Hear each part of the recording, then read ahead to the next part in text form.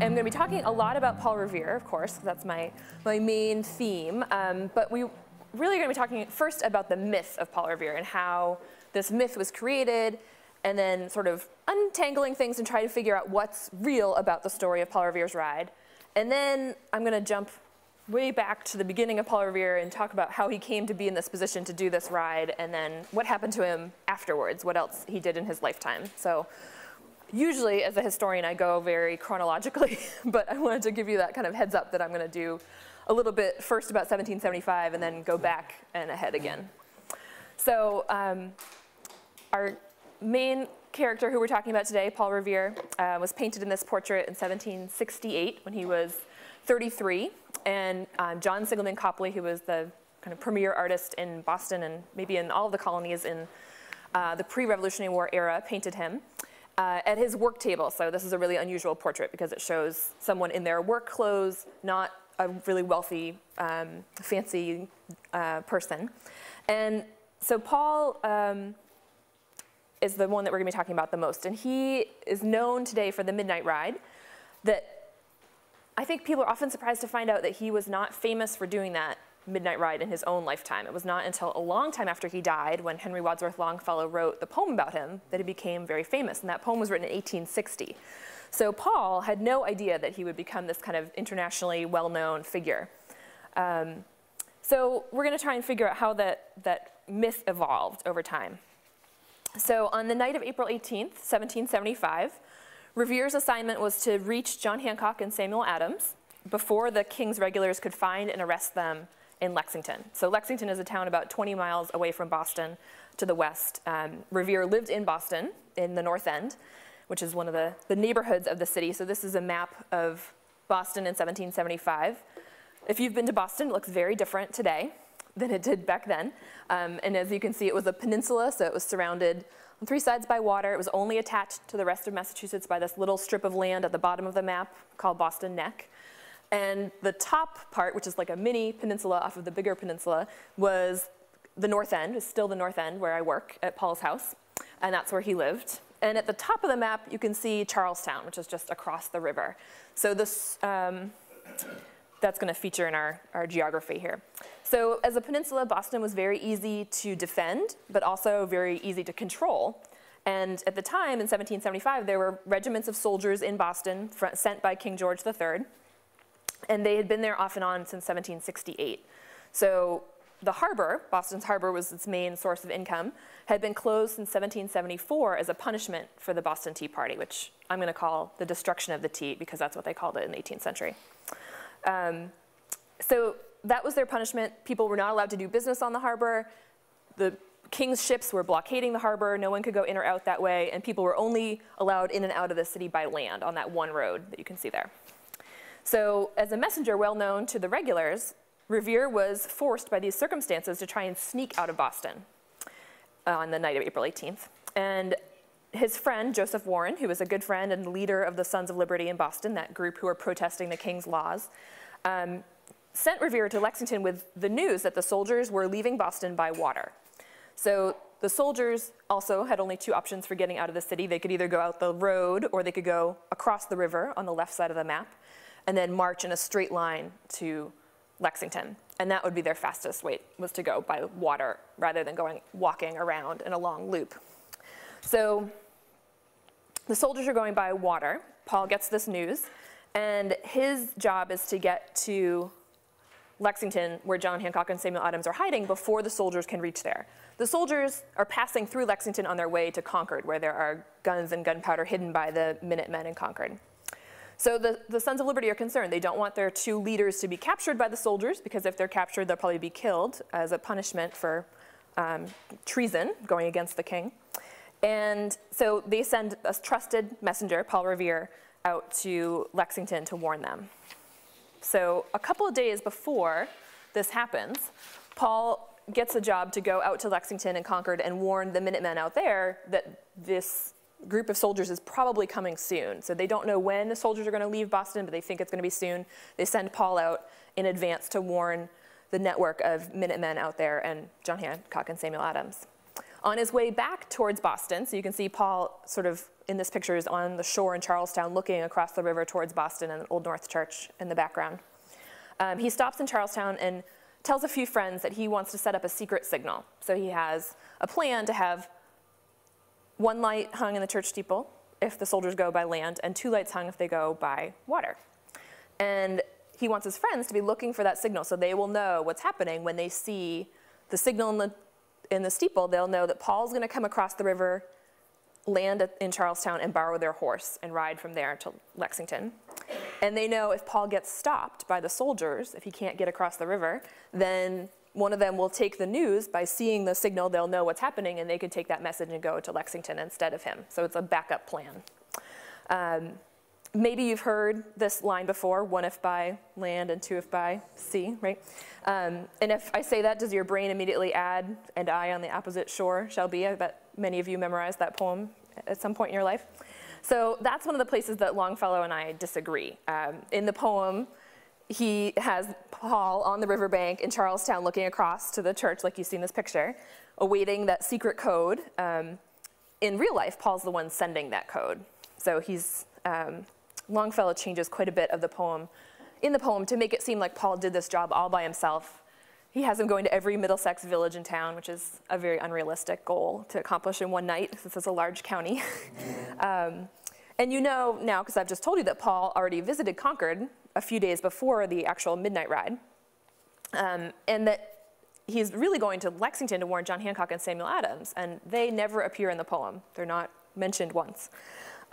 So the goals are a little bit twisted around too.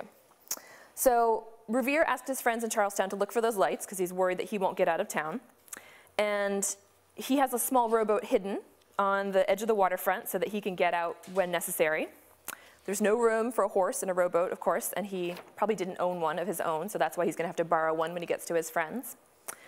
And he goes back to town and waits for this mission, get the news that he has to leave to go back to Lexington when the soldiers are actually leaving. So around 10 o'clock at night on April 18th, someone knocks at his door, we don't know who it was, and starts the sequence of events that leads Paul into history and poetry. So Dr. Warren, the kind of leader of the network of spies, had gathered enough clues to show that the soldiers were planning to go by water and to go that night. And with this information, Paul goes to a friend, or maybe 2 friends, and asks them to hang the lanterns in the steeple of the Old North Church. So this is what Paul had to say about this event. We have, luckily, 3 different times in his life he wrote down what happened on this, twice as a rough draft and a final copy of a deposition as an eyewitness to the account, or eyewitness to the events in Lexington. He was asked to write a kind of eyewitness account of why he was there and what he saw. So he wrote 2 versions right after it happened in 1775, and then he wrote a 3rd version in 1797, and this quote is from that 3rd version. So as you can see, he doesn't say who he's going to talk to have them hang the lanterns. Maybe because he was trying to preserve some kind of anonymity for his co-conspirators. So I feel obliged to be vague because he's being vague, but 2 people were immediately suspected by the regulars once they noticed the lights, and that was Robert Newman, who was the church sexton, and John Pulling, who was a church vestryman and a Son of Liberty. So both men's descendants have tried to take credit for this deed since it became well known, thanks to the poem. So we don't know for sure who did it. Paul then crosses the river in a boat. He has 2 friends, Joshua Bentley and Thomas Richardson, who are boat builders, row him across the river. And right under the ship, the HMS Somerset, which was a man of war anchored between Boston and Charlestown. Luckily, with some help from Mother Nature, because the moon was full, but it was on the southern side of Boston. It hadn't risen up to that point yet in the sky, so they didn't get a lot of light on the north side of Boston as he went past. And he says that the moon was rising. So as they're going across the river, this is a postcard of this image, of this part of the story. And I like to use this as an example for how the story has evolved over time with not just poetry, but also illustrations, because this is not a very accurate, I think, representation of what happened. So if I were Robert Newman and John Pulling, I would not have left the lights up that long in the church steeple, since the soldiers were looking for things that were out of sorts. I doubt they were really that bright to begin with, 2 candles. And Paul, I think, looks quite mature for someone who's 40 in this picture. And the friends who were waiting on the riverbank were not right there in real life. He had to walk into town to meet up with them at their house. So, you know, I think the artist who did this was trying to cram all those parts of one story into one picture instead of spreading it out over a sequence of pictures. So Paul says once he arrived in Charlestown, he set off upon a very good horse. It was then about 11 o'clock and very pleasant. So nice April evening. And he goes on horseback. His friends have gotten him a horse, probably a rented or a borrowed livery horse for him to ride. So we don't know the name of the horse. That's been a big debate also. The family who helped him get that horse later, many generations later, said the name was Brown Beauty, but we're not confident that a livery horse had a name at that time, so we're not really sure that that's true. But the friends who helped him out warned him that there were regulars out there scouting out the area, and so he was aware to be watching for them. Probably the scouts were trying to prevent messengers like Paul from sneaking out of the city and spreading this news. So with the helpful advice from his friends and a very good horse, Paul sets out for Lexington, and he's hoping to take the fastest route through Charlestown. Unfortunately, he runs into regulars pretty quickly. Two of them block the road ahead of him, and he's forced to turn around and take an alternate road, which perhaps intentionally tricks the soldiers into riding into a clay pit. He basically takes a longer route, and they try to cut him off through a field, which ends up being a clay pit. Charlestown was filled with clay. It was a really popular brick-making site, and Revere, of course, knew that about the geography of his neighboring town, and these soldiers from England probably had no idea that that was the case. So in the dark, in the middle of the night, they got tricked into riding into the mud, and they couldn't catch him. So he gets past those soldiers. He goes through Charlestown, he goes through Medford and through Arlington, stopping at selected houses along his way to alert residents that he trusted. He couldn't stop at all of the houses that he passed because even if he had time to, not all of them agreed with his politics. Just like today, not everybody agreed on what to happen, or should happen. About a third of the people at the time agreed with Paul Revere, about a third were very loyal to the king, and about a third weren't really sure what they wanted to do or what they thought about the situation. So he had to avoid loyalists, he had to avoid more soldiers, couldn't go to everybody.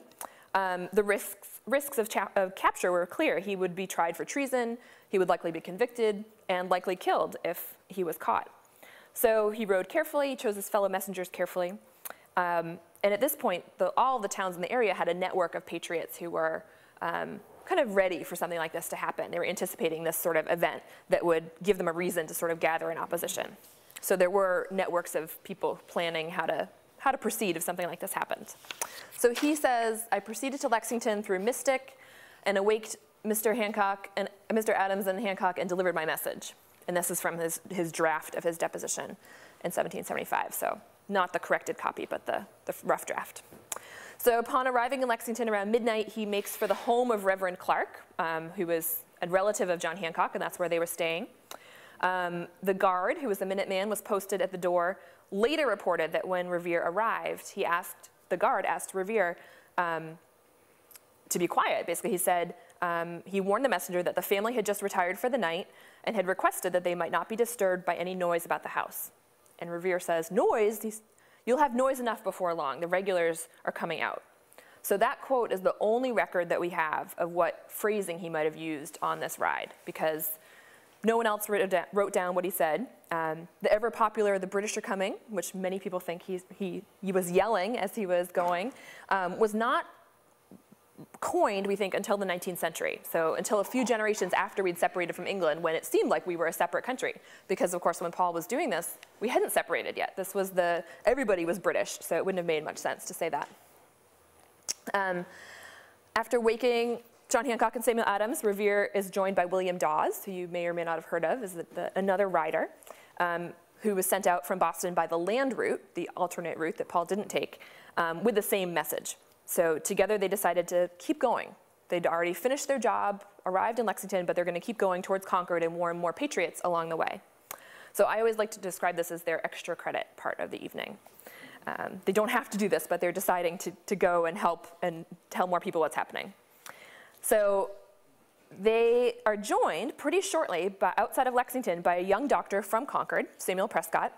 And Dr. Prescott was on his way home from courting a local Lexington girl. and he proved to be a fellow Son of Liberty and offered to assist them by pointing out the safe houses in the area or introducing them to people as they went along on their way, since he was known in the area and they were not known. So they're going through Lincoln, which is a town between Lexington and Concord, when they run into trouble.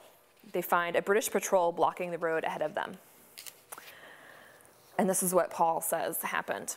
One of them clapped his pistol to my head and said he was going to ask me some questions, and if I did not tell the truth, he would blow my brains out. And then he says, I would tell the truth, for I was not afraid. And the officer who led me, this is later, said I was in a damned critical situation. I told him I was sensible of it. So he clearly doesn't want to swear in this official deposition, but he wants to make clear what the soldier said to him. So he has the, basically, Prescott and Revere get led into a field, or pushed into a field that the officers are hiding more officers in. So Paul and Prescott split up in different directions. Prescott goes over the stone walls and into Concord, and Paul rides into a corner where there are more officers with prisoners that they've caught earlier, other messengers. And so he gets caught by these soldiers. This is when he gets the gun held to his head. And in response, he says who he is. They ask him who he is, what he's doing. He says he's been alerting the countryside. And at this point, he stretches the truth a bit. He says that there are more than 500 men who will be waiting on Lexington Green to oppose their forces. Now, in reality, it was closer to 70. And luckily, his bluff worked. The shots were soon heard from that direction, which were probably the Minutemen clearing their muskets so they could go into the tavern and wait for the big group of soldiers to come from Cambridge. And the soldiers who he is held by decide that they should go investigate this and maybe go warn the troops marching from Cambridge that there might be some opposition to their trip. And so they decide, the soldiers decide, that carrying these prisoners, Paul and these other guys that they caught earlier, is going to slow them down too much. And they take, one of their horses is tired, they take Paul's horse that he's borrowed and swap horses and let everybody else off their horses and say, you have to walk, go wherever you want. So they release Paul, which perhaps they regretted later, but he walks back to Lexington, and he happens to be there in time to help John Hancock and Samuel Adams leave the area before the soldiers arrive. So he helps them get to a safe place, but then he gets sent back to Lexington with Hancock's secretary to help retrieve a trunk of sensitive papers that had been left behind at the tavern. So by the time they get back and are carrying that trunk across the green, the regulars are approaching. And that's when the shots are first fired on Lexington Green. So though he saw smoke from where he was standing, Revere was not in a position to see who had fired first. In fact, no one could say for sure who had fired first. And it remains a mystery to this day, which is pretty lucky for historians because the Patriots really wanted to explain what happened. They wanted to have their version of events sent out to England, to other colonies. So that's why they collected all these depositions from people like Paul Revere, who were eyewitnesses. And so all these wonderful documents were written that explain what was happening and why and how people like Paul came to be there at that time. So Paul wrote 2 drafts, as I said, of this account, and then later wrote another one, another kind of long letter describing the event for the Massachusetts Historical Society's collection. So that's the ride story. And in kind of understanding this, I want to try and figure out and kind of help you guys understand a little bit more about Paul Revere's personality and what we know about him from things that he wrote, like these quotes. So I'm going to kind of go back and try to figure out as much as we can how he came to be in a position to do this ride and then what else he did with his life before and afterwards. So he completed this job at the age of 40. We don't really know why he was chosen to be this messenger. In his own words, he said, in the year 1773, I was employed by the selectmen of the town of Boston to carry the account of the destruction of the tea to New York, and afterwards, 1774, to carry their dispatches to New York and Philadelphia for calling a Congress, and afterwards to Congress several times. So this description is useful, but it only leads to more questions, like how a boy from urban Boston whose family probably never owned a horse learned to ride well enough to be a trusted and speedy courier.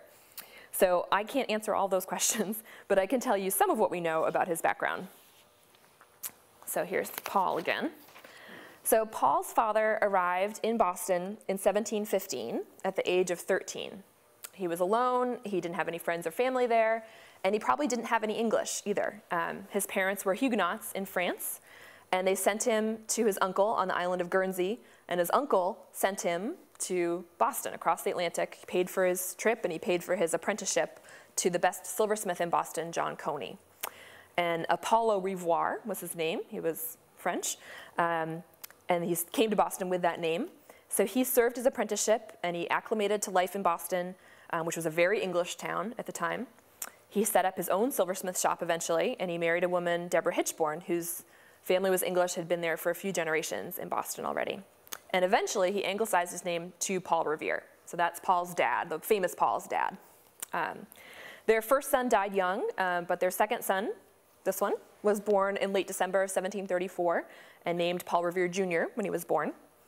And he, the future patriot, probably attended North Riding School, which is the local sort of elementary school for boys in his neighborhood of the North End, until the age of 13, when he likely became an apprentice to his father in the silversmith shop. So Paul Sr. and his wife Deborah were not well off. They'd never owned property in Boston. They were very rich in children, though. They had probably 12 children. 7 of them survived. And Paul, who was junior at the time, seems to have taken his responsibilities as the oldest surviving son quite seriously. Unfortunately, his father died in 1754, which left Paul no longer a junior and not quite finished with his apprenticeship legally, as he was only 19. So perhaps to make money, conveniently, the French and Indian War was brewing at the time, and he signed on to serve in a regiment in the artillery train going out to New York, upstate New York, during most of 1756. So maybe it was during that trip that he learned something about horses. We don't know. He certainly didn't see much combat, since there was not much action happening that summer. He went to Albany, to Fort Edward, and eventually to Fort William Henry on Lake George. Spent the summer waiting around, nothing happened, and then they marched back to Boston in November. So not terribly exciting.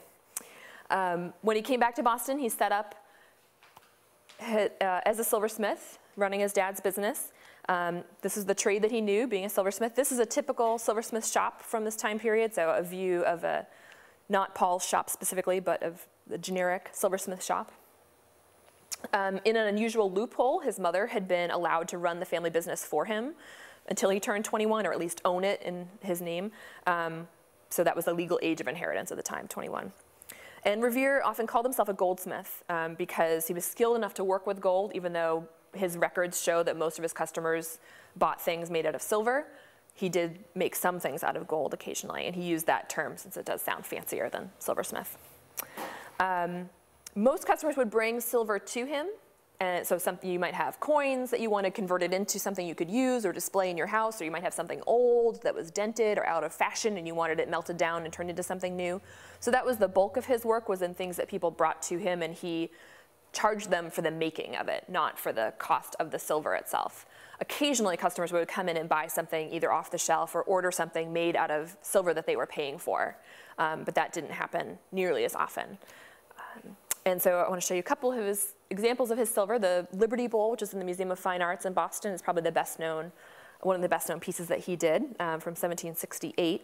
And this tea set, which is a much later style after the Revolutionary War, is a good example of really how skilled he was. People really often consider him the finest silversmith working in Boston in the late 18th century.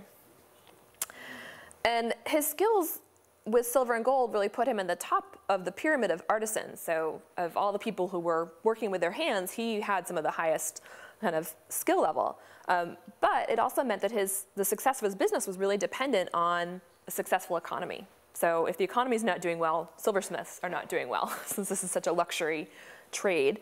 And in the 1760s, Boston's economy was suffering from a post-war depression and from the ensuing taxes that the government was imposing on people in an effort to reduce the war debts.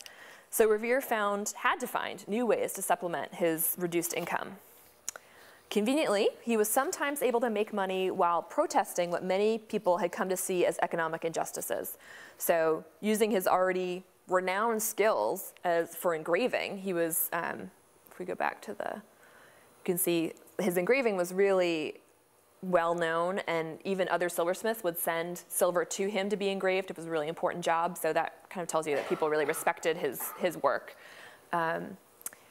So and here you can see him about to engrave on this teapot that he's holding, and the tools that are on the table are called burins, and those are what he would use to dig into the soft silver.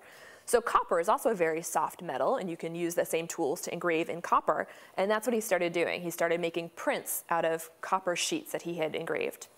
So what he would do is take a sheet of copper, he would dig into it, and then he would cover it with ink, and the ink would go into those grooves that he had created.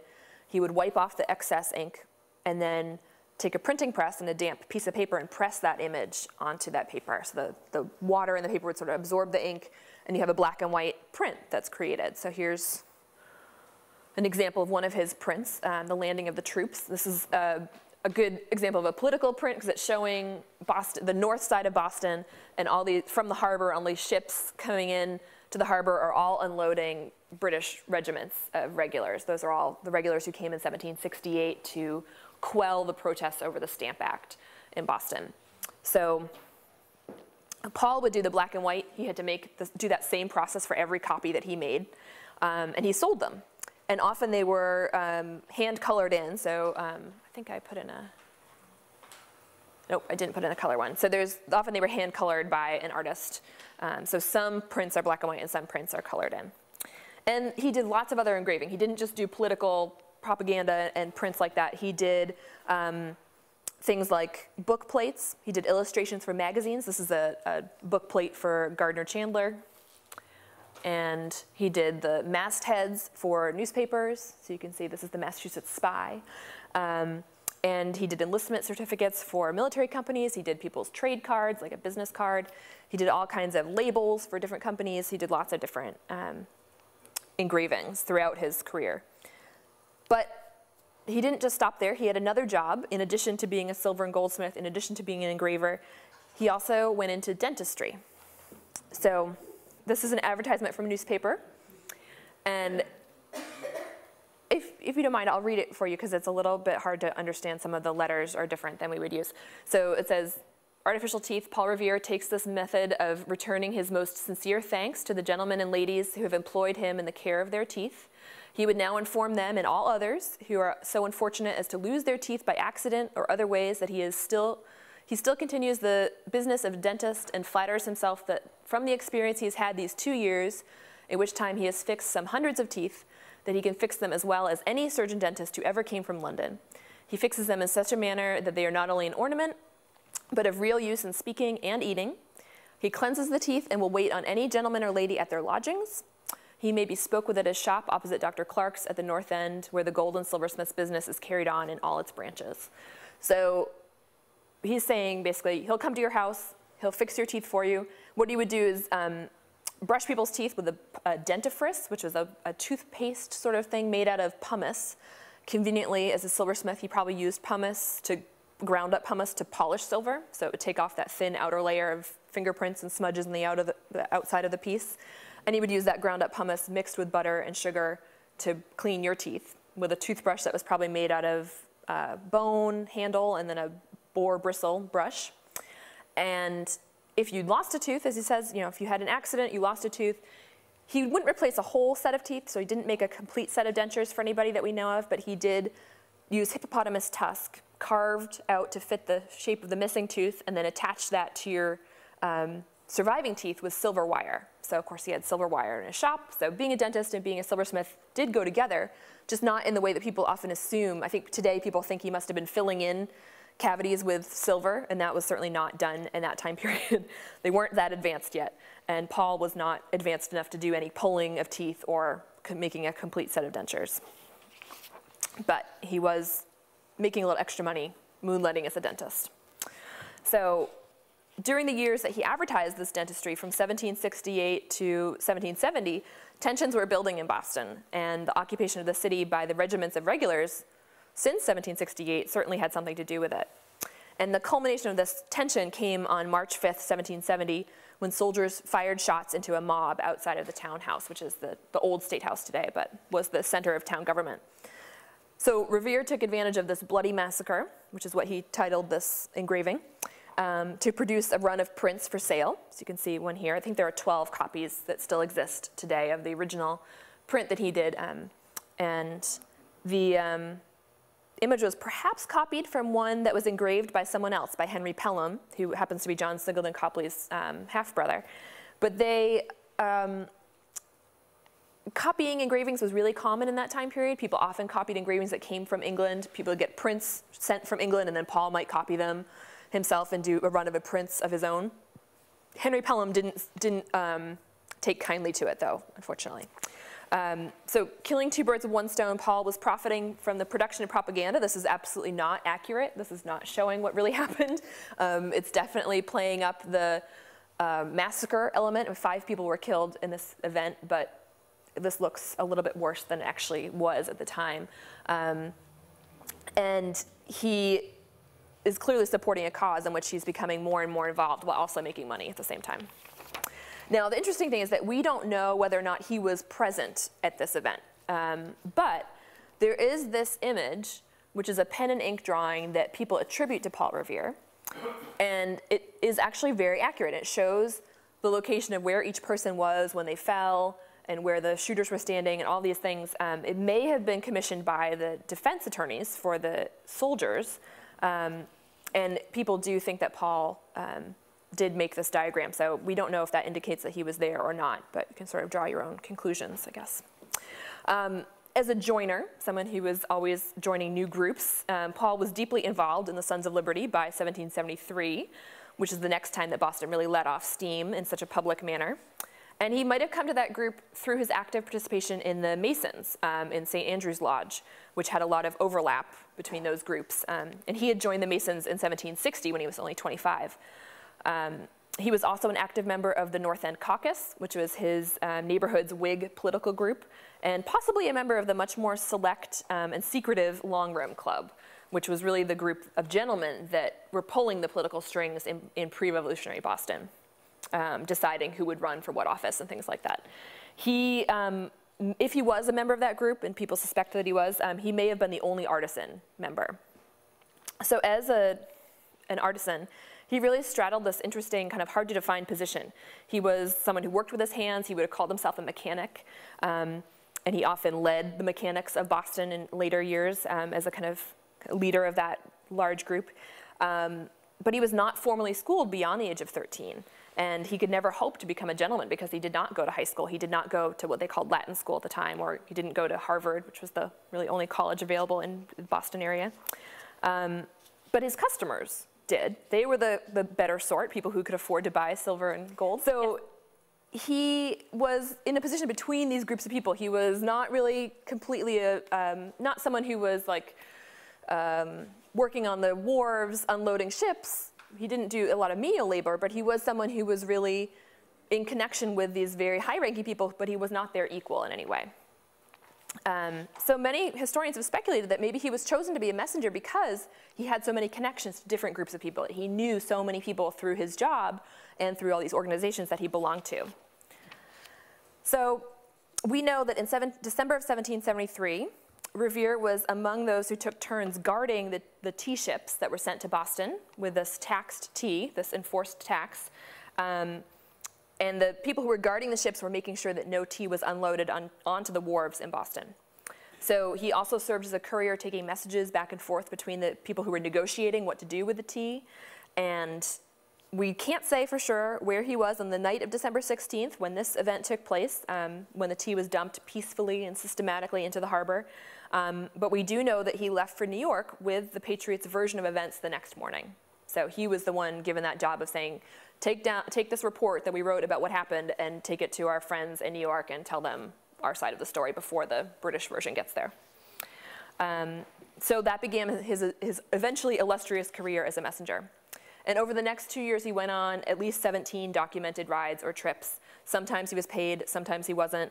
And he traveled to Philadelphia and New York multiple times. He rode around the colony of Massachusetts for the Committee of Safety for days at a time. He went to Portsmouth, New Hampshire in the middle of a December blizzard. So this looks like this is the closest I could get to a blizzard. He planned to take this news that the British, in 1774, they were planning to send reinforcements to Fort William and Mary in Portsmouth Harbor. And Paul got there before the soldiers left Boston So he gave the New Hampshire Patriots time to take over the fort and take the stores of gunpowder and small arms there away from the very few soldiers who had been guarding it. So some people even consider this the first battle of the Revolution because it was the first kind of armed insurrection. And Revere was the one who left home in the middle of the snow and the wind to go and take that message and make sure this event didn't happen. And who did he leave behind while this was going on? His family. This is not his family. This is a generic image of 18th century family life. But Paul was married. We don't have any pictures of his first wife, so I have to give you this instead. He was married in 1757 to Sarah Orne, and they were both in their early 20s. And he was just starting his silversmithing, just building up his silversmithing business, likely while also supporting his mother and his siblings. We think throughout his life, really as an adult, that his mother lived with them until her death, and that his unmarried sisters lived with his family until they were married or taken care of by their children. His shop was on Clark's Wharf, and the family probably lived near or right above this rented shop where he was working, in a rented room or rooms. And the family would have included his apprentices too. People who worked in his shop for him, who he was training, would also have gotten room and board in their household. So there's a lot of people involved. Sarah and Paul's first child, Deborah, was born about 8 months after their marriage. And that's very common. About 30% of first children were born less than 9 months after their parents were married in the late 18th century. They continued to have children regularly, averaging, as many people did, a new one every 2 years. That was the most common pattern. And as most people did, they lost some very young. They lost, in general, people lost about a third of their children as infants in this time period. So in 1770, Paul Revere moves from that rented space near his shop. He bought a house, which is seen here, in North Square, just a few blocks away from his shop, for 213 pounds. And I have to say two things about that. This house looks a little bit funny here because it's standing alone. And this is a row house. So there's actually, at the time, there was a house on either side of it too. They were not fully connected, but they weren't separate either. So you have to imagine it on a city block with lots of other houses all around it, including right next to it on both sides. So he bought this house for 213 pounds, which is really hard to translate into money that we understand today. So I can tell you that it was the middle of basically the average price for a house in 1770 in Boston. So it was right around the center of the line. And the largest or the most complete set of silver that he ever made for one customer cost about 200 pounds. So some years he might not have made that much money, some years he did. He paid about $50 in cash, or 50 pounds in cash, and the rest in a mortgage, which was privately held for this house, 19 North Square. And it was a 90-year-old house. So it was actually built to be a very wealthy person's house, but by the time Paul Revere bought it, it was kind of a fixer-upper. It was really like a starter home. It was built in the Tudor style originally, and you can see it still had this overhang. The second floor is hanging over the first floor, and you couldn't really get rid of that. But the rest of the house was sort of Georgianized. It was made to look a little bit more modern by putting windows in a more symmetrical way and replacing old windows, putting in new windows that were sash windows that would go up and down, making them symmetrical, and adding a third story basically out of the attic. They moved the roof line in the front up and put in windows in the third floor. So those changes were made to it probably before he bought it, although we can't say that for sure. But they must have needed that space. They had a lot of dependents, as I've said.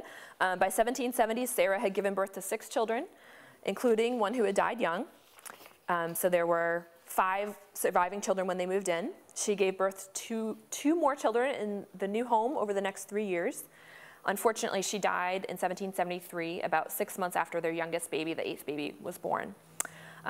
So no written records reveal the cause of her death. We don't know what happened. And the baby, Azana, passed away a few months later.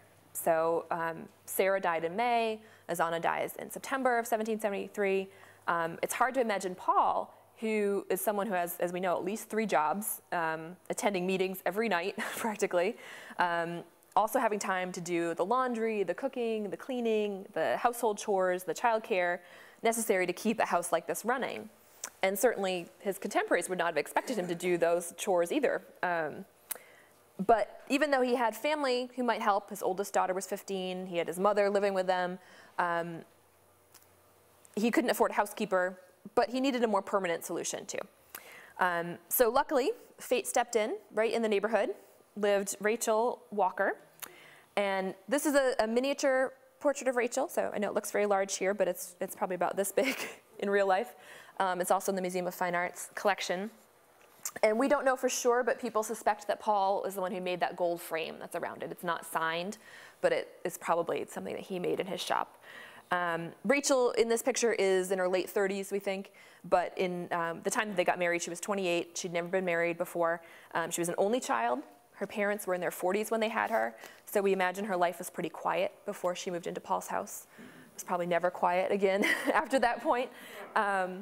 So she immediately was the stepmother to 6 children. The family story that was passed down is that she happened upon Paul in the street and had heard about Sarah dying or knew Sarah was not well and came home with him to help take care of the baby and fell in love with Azana, the baby, and then with her father. And unfortunately, of course, Azana passes away, but Rachel and Paul got married a month after that, basically in October of 1773. So we have very little documentation of Sarah and Paul's relationship, of his first wife. We don't have any written material, we don't have any portraits of her. But Rachel, luckily, we do know a lot more about, and we know a lot more about their relationship because they wrote letters back and forth to each other throughout this time. And the letters really attest to her kindness and to the care she took of all of the members of her family, and to the deep love that existed between her and Paul. And it's a good thing that we have those documents, because if you look at the timing of when Paul Revere was going on all these adventures, you might start to wonder how much he cared about Rachel. So they get married in October of 1773. By December, he's one of those people guarding the ships every night outside on the wharves, not at home. And then he's taking the news of the destruction of the tea. For 2 weeks, he's gone to New York and back. A year later, in December of 1774, Rachel gives birth to their first child. And 5 days later, he leaves to go to Portsmouth to take that news in the blizzard to go up to the soldier to prevent the soldiers from getting control of that fort in Portsmouth. So Rachel is the one often left behind on Paul's adventures. But I think probably the blizzard paled in comparison when you think about the events of April 18th that we talked about first, about the midnight ride. Imagine being Rachel home with the children in Boston while Paul leaves. You think he's going to be gone for a night and probably back the next day. But then the fighting happens. And as word came back into Boston about what was happening out in Lexington and Concord, she must have been very concerned about Paul not being able to communicate with him, not knowing what had happened to him. And he couldn't come home because the soldiers retreated to Boston. And the Americans who had gathered, all those people who had received the alarm from all over the place, came and surrounded Boston. As you saw, the peninsula was very easy to surround. And so people lined up and all around the city would not let anyone in or out. So the Americans set up their lines and the British had their lines, and no one was allowed to go in or out or take any food in or out or any firewood in or out of the city. So people in Boston were really about to be in a tight situation during the siege, and no one knew how long it would last. Luckily, the general who was in charge, General Gage, relented, and he let people out with a pass. So people were allowed to leave the city with his permission. They couldn't take anything with them. They couldn't take any food. They couldn't take any money. They couldn't take any weapons. But Rachel and Paul did communicate via letter during the siege, and they made a plan for Rachel and the children to leave the city with a pass. And she says to Paul in the letter she doesn't want to confer any favors on the British, but she ends up having to bribe British soldiers with beer and wine to get a pass. And Paul gets a house ready for them in Watertown. He rents a house with 2 other families where they can stay in a safe place. But Paul decides that they're going to leave behind his oldest son, Paul Jr. Now, Paul Jr. was the only boy of the first 8 children in this family, so he was the second oldest child. He was 15 at the time that this happened. And, oh, here's the house. I forgot this one, sorry. This is the kitchen where Rachel probably spent most of her time inside the Revere house today. This is what it looks like if you come to visit us. And Paul writes to her, tell Paul, that's Paul Jr., tell Paul I expect he'll behave himself well and attend to my business and not be out of the way. My kind love to our parents and our children, brothers and sisters, and all friends. And Rachel writes back to him and says, why have you changed your mind in regards to Paul coming with us? And she's clearly not impressed with this decision to leave this 15-year-old boy by himself in the house during a siege. And we think Paul's reasoning is that he doesn't want the house to be looted and all their goods that they have to leave behind destroyed or stolen. So Paul Jr. staying behind would probably deter soldiers or other looters from coming in and taking their property. That's the guess anyway. So Rachel eventually takes the other children, the girls and the baby, and goes to Watertown. And the siege lasts 11 months. So from April of 1775 to March of 1776. And it's ended March 17th. So we just had the anniversary of this event. When Henry Knox's cannon are brought back from Fort Ticonderoga to Boston and set up across the city, across the water from the city. And the British see the cannon set up in one night. They wake up in the morning and they're there facing them, and they decide to leave Boston. And they evacuate on March 17th, which is why we celebrate that day in Boston as Evacuation Day. It's not just St. Patrick's Day in Boston. It's a legal holiday because of Evacuation Day. So Revere's service, this is really the end of the war in Boston, but the beginning of the war in other ways. So Revere's service is just beginning. So during the siege, he had been a courier. He had been printing money to pay soldiers with. And after the retreat, after the soldiers leave, he becomes a lieutenant colonel in the Massachusetts militia and the artillery train again. And he spent most of the war commanding the fort at Castle Island, which is a fort that the British destroyed on their way out of town. And it was located at the entrance to the shipping lane into Boston Harbor, so it was a very important part of the defensive strategy for the city. And Boston felt like they had to defend that area, even though in reality the soldiers never returned. The battle never returned to Boston after that point. He also went on a campaign to Rhode Island. He and Paul Jr. both served in the militia together, and they went to Rhode Island, to Newport in 1778. So this is excerpts from a letter he wrote back to Rachel. It's a long letter, starts, "My dear girl," and then says, "It's very irksome to be separated from her whom I so tenderly love and from my little lambs. But were I at home, I should want to be here." And then he says, "I trust that all-wise being who has protected me will still protect me and send me safely to the arms of her whom it is my greatest happiness to call my own." So clearly he's very much in love with his wife Rachel, and very much missing his children too, his little lambs who are left behind. Doesn't have any sheep, so we know he's talking about his children. He really wants to be in two places at once. He wants to be home, but he also knows if he were home, he'd want to be at the war. At this point in his life, he's definitely hoping that he will get some influential friends to get him a commission in the military. He wants to join the Continental Army as an officer, and this is something that never happens. He's never commissioned as an officer in the National Army, really, because he's not a gentleman, and someone who is of the middling sort like Revere is never going to be commissioned as an officer. So even though he's writing letters to people and working these connections as much as he can, it doesn't pan out. But he doesn't stop working for the cause either. He seems to have been willing to do whatever anybody asked him to do at that point. So he also investigated the production of gunpowder and cannon at different times during the war. And he participated in a very ill-fated campaign to Penobscot Bay in Maine. It was a fiasco from start to finish. The result was that the Americans failed to get the British out of the fort in the harbor there in the bay, and that led eventually to Paul's dismissal from the Massachusetts militia. He was charged with cowardice and insubordination, and he took it very serious. I mean, he was not someone to take a smear on his honor lightly. So he requested a court-martial to hear his case, and they ignored him. He requested it again and again and again. Eventually, the 7th time that he requested it, a hearing was convened, and he was acquitted of the charges against him, but he was never in the militia again.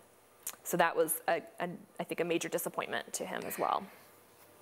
So as the war came to a close in the early 1780s, he was looking ahead. He was done with the military. He knew that trade was about to recommence with England, as it had been cut off during the war, and there was a huge demand for English goods. So he decided to expand his business into a hardware store. So this is an advertisement from the newspaper for his hardware store. And it was hard to be in the import business in Boston because people in England were sending colonies, kind of the stuff that no one wanted to buy in England was getting shipped over here. And fashions were changing so rapidly there, you couldn't keep up with that with the trade having to go back and forth across the ocean on ships. And Paul had trouble pricing his goods cheaply enough in Boston to sell, but still make a profit. So eventually he decides this business is not working out. He's going to keep being a silversmith, but he's also going to expand, and he's going to start his own foundry where he can make his own hardware and sell it locally. No one else was doing that at the time in the Boston area, so it was a really good position to be in. So here's his trade card that he used for many years in this time period. He didn't print this one himself. Interestingly, someone else printed it for him. Eventually, he decided to start producing his own stuff. And with Paul Jr. overseeing the silversmith shop, Paul and one of his two of his younger sons, and eventually one of his younger sons, opened this foundry. After a period of time, they had been living elsewhere from their North Square house. They'd been renting out other houses to live in and renting the North Square house to other people. They came back to North Square around 1790, and Paul and Rachel had continued to have a new baby every 2 years until they had also produced 8 children together. So he had 8 with Sarah, and then he had 8 with Rachel. Of the 16 children, 10 were girls. As I said, 7 of the first group were girls. So they had a lot of help in their household. They didn't have to have servants in that time period, we think, because they had a lot of built-in help. And 6 were sons. Unfortunately, 5 of the children died as infants, 2 of Sarah's and 3 of Rachel's children. And even though that was very common, even though it was expected that you would lose about 1/3 of your children, people were still sad. They still grieved those losses. Paul wrote a letter to a cousin in Guernsey, actually, one of his French family members, mentioning that he had just lost one of the finest boys who was ever born, who was 2 years and 3 months old. So that was actually the last baby who died in the family. And in the same letter, he references all of the children he's had at that point. He's had 15 children. He says, I have had 15 children, and I think I shall have no more children. So even though some of them have died 20 years before, he's still talking about them or thinking of them in that total account. And they had a surprise. He and Rachel actually did have that 8th baby a year later, so they weren't expecting to have more children, but they did. So they, the sons often most of his sons grew up and went into business with him in some form or another. Most of his older daughters got married to other artisans, people who were housewrights, masons, his own silversmith apprentices. Some of his daughters married silversmiths. So it was his younger children who really benefited from his increasing prosperity. Running this foundry really made a lot of money for him. So he was able to loan his children money to go to school. Actually, 2 of his and Rachel's daughters went to private boarding school. Probably the older girls went to school at home, but the younger 2 did go to a boarding school, town about 20 miles away. And his youngest son, Rachel and Paul's youngest son, the baby who was the surprise, went to Harvard and then on to medical school in Edinburgh. And Revere loaned him $50 for the expenses of his medical education. This is the receipt that shows that he was paid back. So it says, received of my son, Dr. John Revere, $50 for all his expenses, all the expenses of his education, and in full of all demands to this day. So that was from 1812. And by this point in his life, 1800, this is a portrait of Paul in 1800, he was a success as a businessman. He'd been the Grand Master of the Grand Lodge of Massachusetts Masons in the late 1790s. And in that role, he established many new lodges and took part in public ceremonies like the laying of the cornerstone for the Massachusetts State House. He expanded the foundry from its simple early start to casting brass bells, to making ship fittings out of copper, and eventually rolling out sheet copper, which no one else was doing in the United States at that point. Here's a view painted a long time afterwards of the U.S.'s Constitution being recoppered. So Revere was very lucky, actually, in some of his connections. Even though people had not been able to get him a commission in the Army, his friend, Henry Knox, eventually the Secretary of Defense, had been one of those people who shared that house in Watertown with the Reveres during the siege. And he hooked Revere up with some good defense contracts. So he produced materials to build the first Navy ships, like the USS Constitution, which was built in Boston. It's still our ship of state and still in Boston. And celebrating the big bicentennial of the War of 1812 this year. So the Constitution was produced with hundreds of Revere copper nails and bolts and spikes. And when it was recoppered, Paul produced the sheet copper that covered the outside of it that would protect it from barnacles. And often he made the cannon to fire from ships like this as well. So he was working a lot of different connections at that time. He was a natural entrepreneur, someone who seems to have loved learning. He was always acquiring these new skills and developing new technologies and on the cutting edge of technology with metal at this point in his life. Towards the end of his working life, before he retired, he was corresponding with Robert Fulton, and Revere & Son was producing sheet copper for Fulton's experiments with steam. So he was always kind of learning throughout his life, it seems like. And though he never quite reached the upper level of society, he was finally living a much more comfortable lifestyle by the end of it. He bought a new 3-story brick house in 1799, which was closer to his foundry. It was a few blocks from his old wooden house. Ironically, the new house is no longer standing. There's actually a school there now. And the wooden one is the oldest surviving house in downtown Boston. So we're lucky that Paul bought an old house, because if he had not lived in it, it would not have been preserved. And we wouldn't have any houses left from 1600 in downtown Boston. So we're very happy about that. He also bought property in the early 1800s in Canton, which is about 20 miles southwest of Boston on the Neponset River. It was an old powder mill that he converted into a copper rolling mill. And he also had a house there, and he called it Cantondale and expanded his business. But we think he and Rachel were also splitting time between the house in Boston and the house in Canton. So this is an excerpt of a longer poem that he wrote about his life there. So he says, "An afternoon when weather's fair and business suits on horse or chair, for exercise or see a friend, my better half and I attend, or ere the sun sinks in the west, or tuneful birds skim to their nests, to walk through groves and grassy fields, contemplating what nature yields." So that's sort of one of his reflections on life in 1811. So he's nearing the end of his life. And though their last child was born in 1787, the baby, Rachel and Paul never seemed to be without children in their house.